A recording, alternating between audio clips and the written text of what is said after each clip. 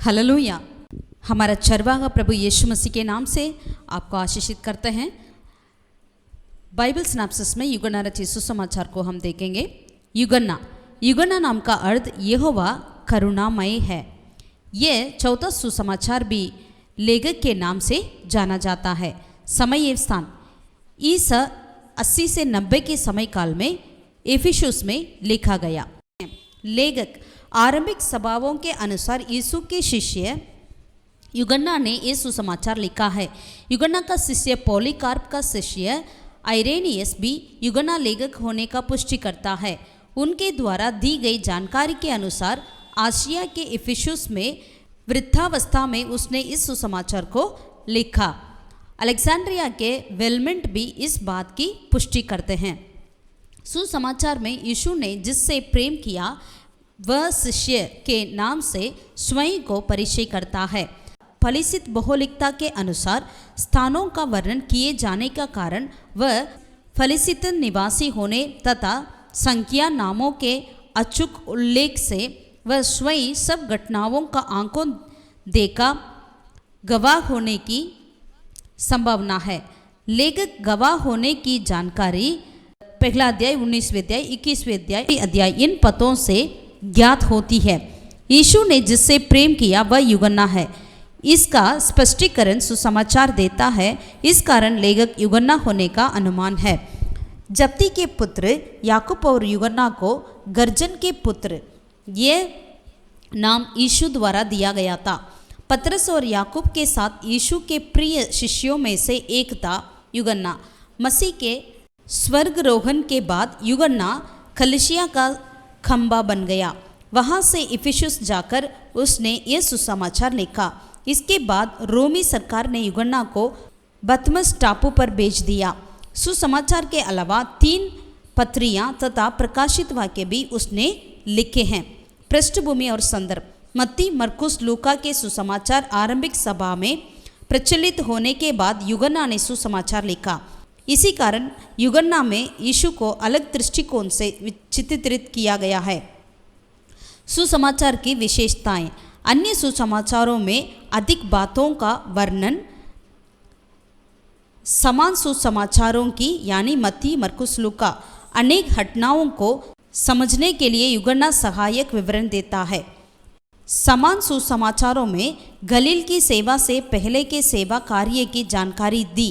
उदाहरण मत्ती 4 का और मरकुस पहला अध्याय में देख सकते हैं। परंतु युगन्ना इन जानकारी का विस्तृत रूप में वर्णन करके यहूदा और सामरियों में यीशु द्वारा की गई सेवकाई के विषय में बताता है। मरकुस 6 का 45 में यीशु ने 5000 लोगों को भोजन खिलाने के बाद मरकुस ने लिखा है, तब उसने तुरंत अपने चेलों को बरबस नाव पर चढ़ाया कि वे उससे पहले उस पार बेतसैदा को चले जाएं। परंतु युगन्ना 6 का 15 में युगन्ना ने इस बात का कारण भी स्पष्ट किया है। ये सुसमाचार ईश्वरीय विज्ञान विवाद और वर्णों में भरपूर है। पवित्र आत्मा के विषय में इसी सुसमाचार में अधिक शिक्षा है। सुसमाचार की रचना के विषय में लेखक की उद्देश्य को प्रकट करने वाला यह दूसरा सुसमाचार है। विषय सार यीशु मसीह को परमेश्वर के पुत्र के रूप में प्रकट किया है। यीशु ही परमेश्वर का पुत्र मसीह है।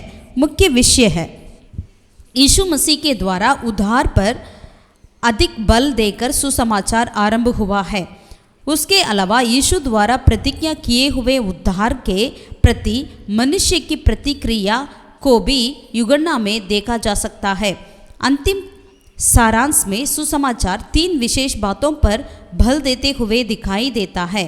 पहला, यीशु वचन मसीह और परमेश्वर का पुत्र है। दूसरा, वह मनुष्य जाति के लिए उद्धार देता है। तीसरा, मनुष्य के द्वारा उद्धार का तिरस्कार या स्वीकार। यीशु को परमेश्वर तथा मसीह के रूप में प्रकट करने वाले 7 मैं हूं का प्रयोग युगन्ना दर्शाता है। प्रमुख पद पहला अध्याय 12वीं आयत, तीसरा अध्याय 16वीं आयत। यीशु मसीह परमेश्वर का पुत्र है। विषय विभाजन। पहला विभाजन ईश्वर पुत्र का देह धारण।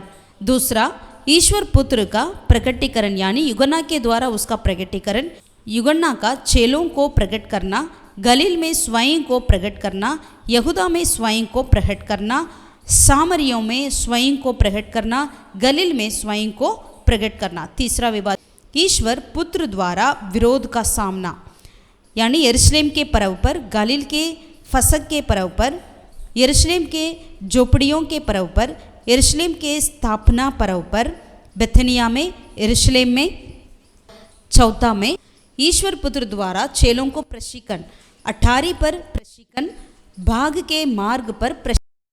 पांचवा, ईश्वर पुत्र का क्रूस पर चढ़ाया जाना और पुनरुत्थान यानी मसीह का तिरस्कार, मसीह का क्रूस पर चढ़ाया जाना, मसीह का गाड़ा जाना, मसीह का पुनरुत्थान, मसीह का प्रकट होना।